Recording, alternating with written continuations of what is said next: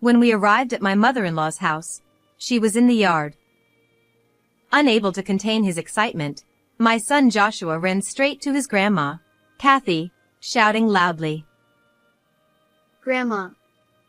Joshua had finally achieved his long-awaited dream. Oh, Joshua! You made it! Welcome, both of you! Kathy removed her dirt-stained gardening gloves and hugged Joshua tightly. Her expression was softer and warmer than any I had ever seen. It's been a while. It's been a long time, Kathy, I added. It had been 7 years since we last saw each other, and I felt a little happy to be here. Although there wasn't anything in particular I wanted to talk about, conversations naturally began to flow.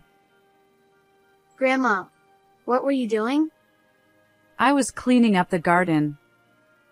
I wanted to make it look nice before you all arrived.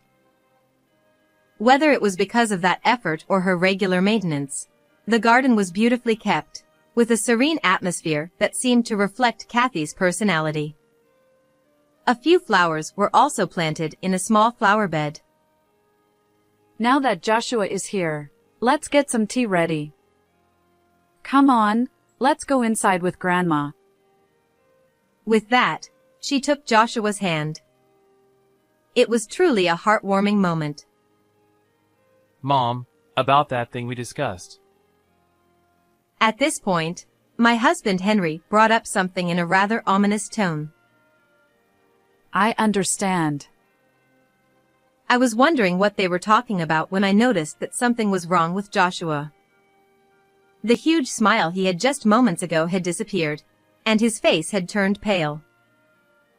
What's wrong? Then Joshua said something completely unexpected. We need to call the police. Grandma. Hello, Martha? It was a phone call from my mother-in-law, Kathy, who lives far away. My relationship with Kathy is very good, so I'm always happy to chat with her, no matter the topic. Hello, Kathy. Good afternoon. Good afternoon. How is everyone doing? By everyone, she meant me, my husband Henry, and our son Joshua. Joshua is currently in 1st grade. Since he's at school, I couldn't put him on the phone, but he's growing up healthy and strong. As for Henry and me, there's not much to report these days. In the past, I struggled a lot because Henry often attracted strange types, so-called stalkers, but we've overcome that obstacle and are now living peacefully. Yes, we're doing well, thank you. That's good to hear. By the way, is Joshua there?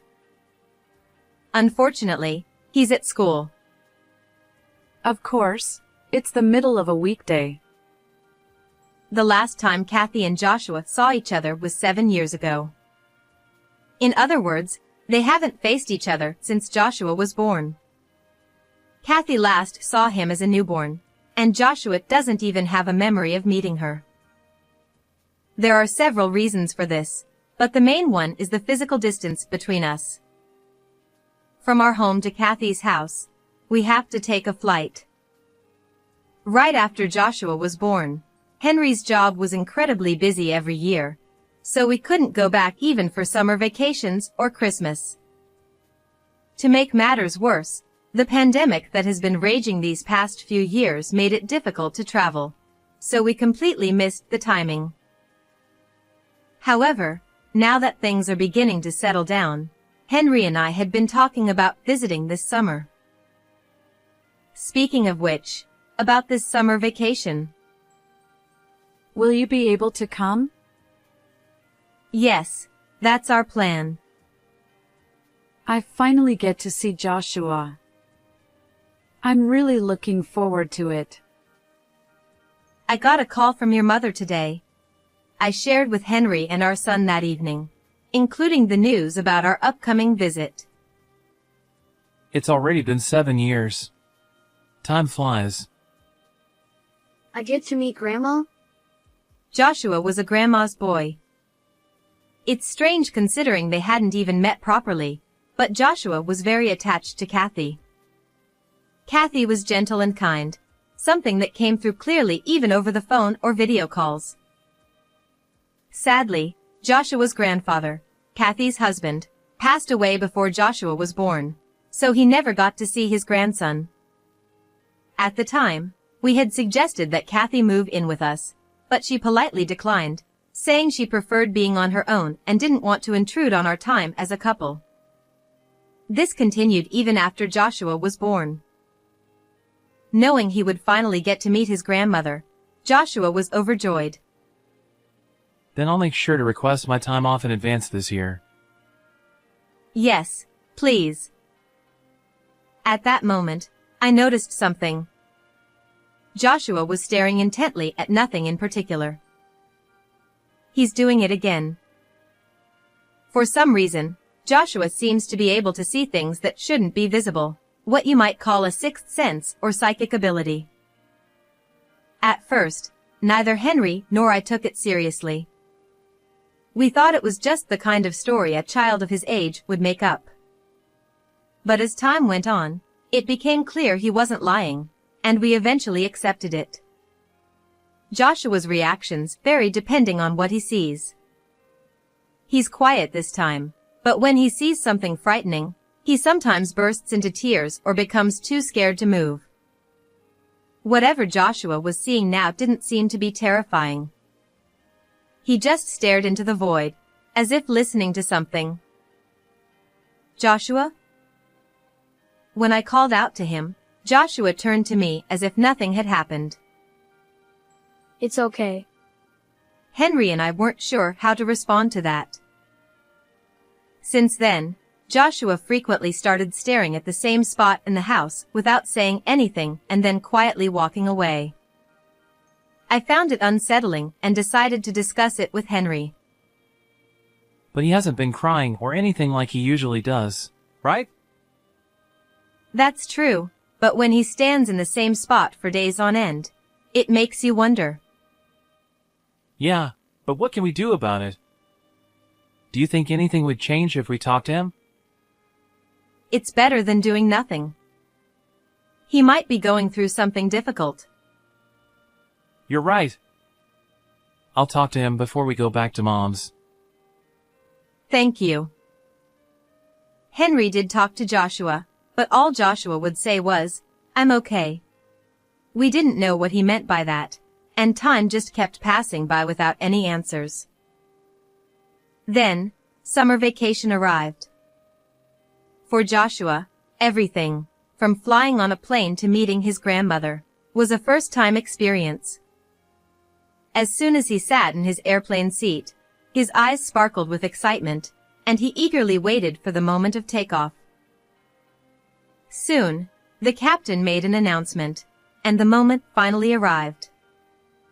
Joshua could feel the weight of his body increasing as the plane slowly lifted off the ground, and he was absolutely thrilled. Are we flying? He asked me with quiet excitement, and I found his expression utterly adorable. Yes. Look out the window. As the plane gradually separated from the runway, Joshua's excitement grew even more, and he let out joyful exclamations. After about an hour and a half, we safely arrived at our destination airport. Then, after another 30 minutes of driving, we finally reached Kathy's house. Joshua's excitement didn't wane even during the car ride, and I was a bit worried he might exhaust himself before we arrived, but those concerns turned out to be unfounded. When we arrived at Kathy's house, she was in the yard pulling weeds. Unable to contain his excitement, Joshua jumped out of the car and ran straight to Kathy, shouting loudly. Grandma.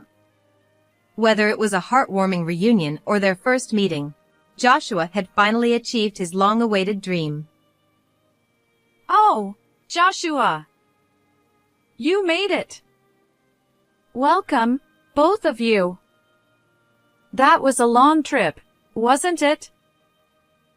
Kathy removed her dirt-stained gardening gloves and hugged Joshua tightly. Her expression was softer and warmer than any I had ever seen. It's been a while. It's been a long time, Kathy, I added. It had been 7 years since we last saw each other, and I felt a little happy to be here. Although there wasn't anything in particular I wanted to talk about, conversations naturally began to flow. Grandma, what were you doing? I was cleaning up the garden. I wanted to make it look nice before you all arrived. Whether it was because of that effort or her regular maintenance, the garden was beautifully kept, with a serene atmosphere that seemed to reflect Kathy's personality. A few flowers were also planted in a small flower bed. Now that Joshua is here, let's get some tea ready. Come on, let's go inside with Grandma. With that, she took Joshua's hand. It was truly a heartwarming moment. Mom, about that thing we discussed. At this point, Henry brought up something in a rather ominous tone. Let's talk about it later. You've just arrived. Sensing the seriousness of the topic, Kathy firmly cut off the conversation. But I had no idea what they were talking about. What is it? What's this thing you're talking about? She just said to wait. I'll tell you, but let's hold off for now. All right. Though I felt a slight sense of exclusion, I agreed that if it was something unpleasant, now wasn't the time to bring it up, so I swallowed my words and let it go. The inside of the house hadn't changed at all in the past 7 years. From the arrangement of the furniture to the overall atmosphere, everything was just as it was, giving me the illusion that I had returned to my own childhood home. Come on, have a seat wherever you like. I'll make some tea. I'll help you. Oh, really? That would be lovely. Thank you. Even the kitchen cupboards were exactly as I remembered. I took out the instant coffee and tea bags, just as before. Henry prefers coffee, Kathy loves tea, and Joshua likes milk tea, so I prepared each in their respective cups. You remembered. Of course. After some time had passed, Henry brought up that matter again. I think it's about time. All right. This time, Kathy gave in, and the two of them left the room together and went upstairs. What could they be talking about? I wondered as I sipped my tea. Then, I noticed that something was wrong with Joshua, who was sitting next to me. The bright smile he had just a few minutes ago had vanished, and his face had turned pale. What's wrong? Joshua then said something completely unexpected. We need to call the police. Grandma is. Call the police? What is Joshua talking about? We had been having a normal conversation just a moment ago, so why would he suddenly mention the police? Unable to leave my questions unanswered, I asked Joshua for clarification. What do you mean by call the police? Grandma. She's in danger. But he wouldn't say anything more. He wouldn't answer. I had a feeling I'd experienced something like this before. As I strained my increasingly sluggish brain, I finally remembered. Joshua tends not to give detailed answers when he has seen something. If that's the case, then he might have seen something terrifying. As I pondered this, Joshua's condition worsened, and he began trembling uncontrollably in fear. His intense shivering started to make me anxious as well. Suddenly, the doorbell rang. I hesitated, unsure if I should answer it, but eventually decided to go. I didn't want to make a delivery person or someone from the neighborhood come back again. And, more than anything, I couldn't bear to stay in this tense situation.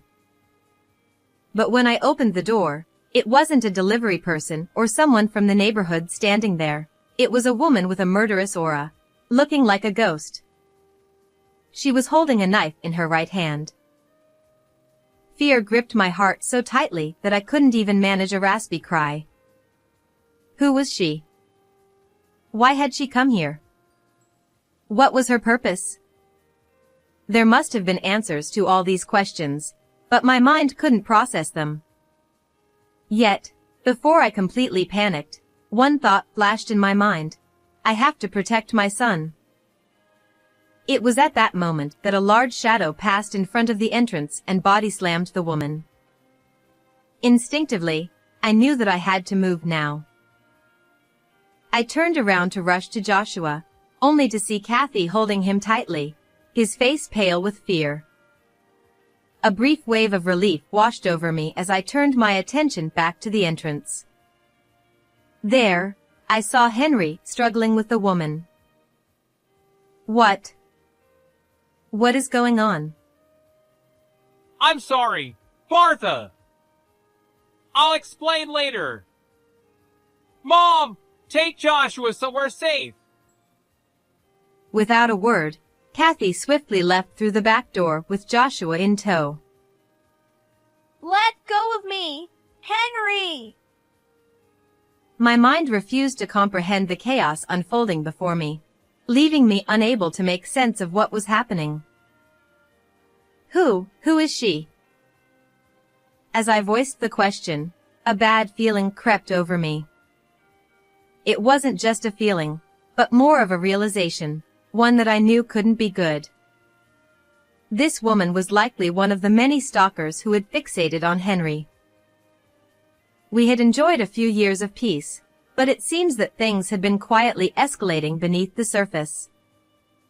The woman Henry had pinned down was apparently named Carol, a younger childhood friend who had harbored feelings for him since they were kids. Now, she sat quietly in a chair, her hands bound after Henry had taken the knife away from her. But unfortunately, I always saw her as like a sister. I've told her that many times. So why did she come barging in with a knife today? I directed the question at Henry, but it was Carol who answered. I knew Henry had a wife and child. They were in the way. If they were gone, Henry would come back to me. Isn't that right? As you can see, she's not thinking rationally. As for the timing, Mom mentioned that she had been practically living here, so she probably figured it out. What do you mean? Living here? Exactly what it sounds like. She would come here almost every day, taking care of Mom's needs without asking, trying to play the role of Henry's wife. I've never heard anything about this before. Well, she didn't want to worry you. That's what I wanted to discuss with Mom. Ideally, I wanted to deal with this before it could harm you or Joshua, but she made the first move. What a nightmare. Over the years, Henry had dealt with numerous stalkers and stalker-like individuals, but this was the first time things had escalated to such a direct and dangerous level. I hadn't told her yet, but I had already called the police, which provided some small measure of comfort. As we talked, Carol muttered to herself in a low voice, almost like a chant. What will happen to mother-in-law without me? How much have I done for Henry? How much have I done for Kathy? She can't do anything without me. Henry and this house need me. She didn't seem sane at all. The thought that she might try something even more dangerous filled me with dread. The only slight comfort in this terrifying situation was that she no longer had a weapon and, most importantly, that Joshua was no longer in the room.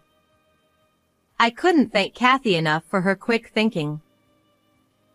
After a while, Carol began to calm down a bit, and she was able to engage in normal conversation. Though she was still repeatedly apologizing, it was a noticeable improvement from the earlier madness. Why did you try to do something like this? It's a crime, you know. I'm sorry. But I wanted you to understand how much I need you. I've told you many times. Every time I turn you down, it hurts me too. I couldn't bring myself to intervene in their conversation. To be precise, I didn't want to intervene. Given the lingering fear I still felt, I didn't want to get involved. At that moment, all I could do was wait for the police to arrive. As the tension began to ease, Carol suddenly said, I'm thirsty. Henry and I exchanged glances, engaging in a silent conversation. Should we give her something to drink? Should we untie her? Was this request genuine? After silently debating these questions, Henry reluctantly placed a glass of water in front of Carol. He even untied her hands so she could drink properly. That decision turned out to be a mistake. Don't move! She grabbed my arm and pulled me toward her with a strength that didn't seem possible for a woman. In her hand was another blade. Carol had apparently hidden a box cutter in one of her pockets. Carol, stop this! This isn't a joke! I'm not joking. I'm completely serious. Everything will be fine as long as she's out of the way. I was taken hostage in a scenario straight out of a crime drama. The trembling blade was pressed against my neck.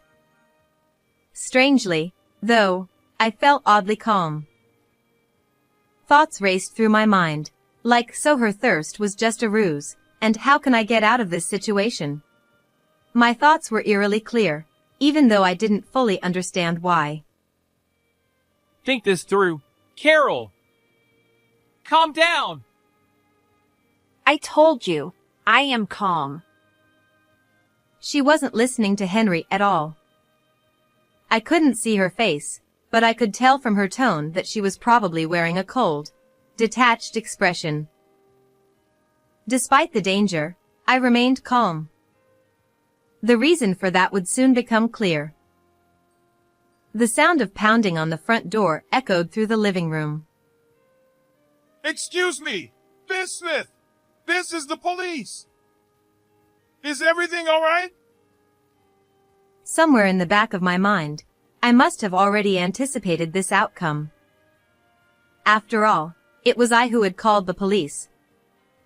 Carol, no longer able to remain calm, dropped the box cutter she was holding and tried to flee. But Henry didn't miss the opportunity. He quickly grabbed her, holding her in a tight grip, and she was once again restrained. After Carol was taken away by the police, Joshua and Kathy returned a little later. Joshua, are you okay? Yeah. Grandma took me to a friend's house, so I was fine. Thank goodness. Thank you, Kathy. It's nothing. Are you all right? A lot happened, but we're safe now. I was worried. Looking at Joshua, I remembered how he had started trembling and saying we needed to call the police right after we arrived at Kathy's house. Could it be that Joshua had somehow foreseen this incident? By the way, Joshua, when we first got here, you said we needed to call the police. What did you mean by that? Joshua looked a bit confused, but then slowly began to explain. I saw something bad. Something dark and scary. I thought Grandma's house was in danger, so I said we should call the police. So, it was just as I suspected. Then he said something that made my ears ring in disbelief.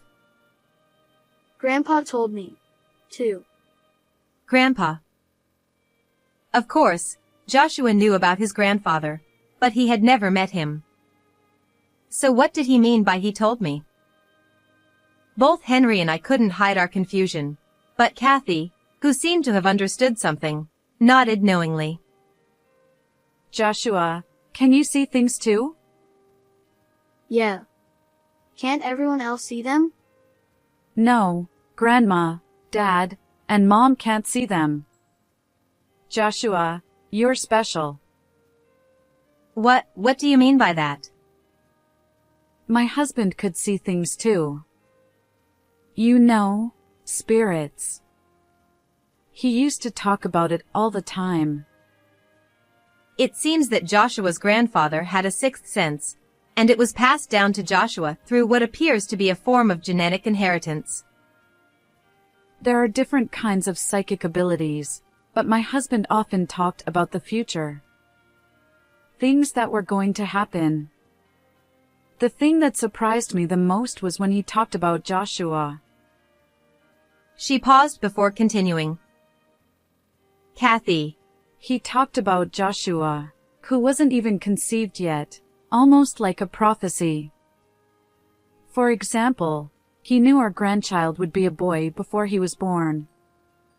At the time, I had no way to confirm it, but now I realize that everything he said was true. I see. I had heard stories about my father-in-law, but this was the first time I'd heard this. Kathy said it was because no one would have believed it if I had talked about it. And she was probably right. I'm not sure I would have believed it back then. But now, things were different. I was convinced that Joshua had indeed inherited his grandfather's abilities. Now that I think about it, Carol only started coming around after he passed away. She must have known she couldn't come near us while he was alive because he would have seen right through her. That makes sense. She must have been afraid that her actions would be exposed.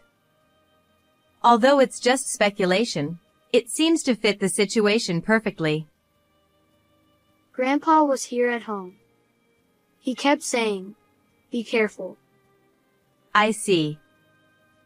So that's why Joshua was staring off into space at our house. That's why he kept saying, "I'm okay." I was deeply impressed by the unique abilities of my son and father-in-law. But more than anything, I was incredibly relieved that we had come through this ordeal unscathed. All right, let's sit down and have that tea again. Joshua, would you like to help this time? Yeah, sure. Just a short while ago, there had been a terrible confrontation in the living room, but now, a peaceful atmosphere had returned. I wasn't quite ready to fully adjust to the change, but I did feel safe. The tea probably helped with that. Mom, I've been thinking. What is it? Henry brought up something suddenly. I felt a sense of déjà vu and unconsciously braced myself. Would you reconsider and come live with us? My wariness turned out to be unnecessary. There was no need to be on guard with this topic. Given what had just happened, I understood Henry's concern, and I was actually in favor of the idea myself. So, I decided to offer a little support. It would give us all peace of mind. For you and for us, Kathy. There was always the possibility that Carol could fall back into madness and attack again. We didn't know how long the law would keep her restrained, but having Kathy live with us would be a sure way to keep her safe. I was speaking for myself, but I also knew that Joshua would be thrilled to live with his beloved grandmother. Joshua would be really happy too. In a way, that was the final nudge. Well, I don't want to cause any more worry, so if everyone is okay with it, I'll accept your offer. It looks like Carol's case is going to be handled as a criminal matter. Really? He told me that as soon as he came home. I wasn't indifferent, but I didn't have much more to say about it. As long as we never had to face her again, that was enough for me. Some time had passed since that incident. Dad, welcome home. Welcome back. I'm home. We're living a very peaceful and happy life now.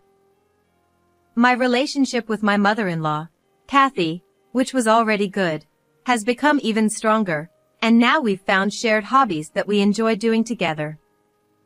However, I can't compete with my son. Whenever Joshua is home, Kathy is completely devoted to him, always taking care of him.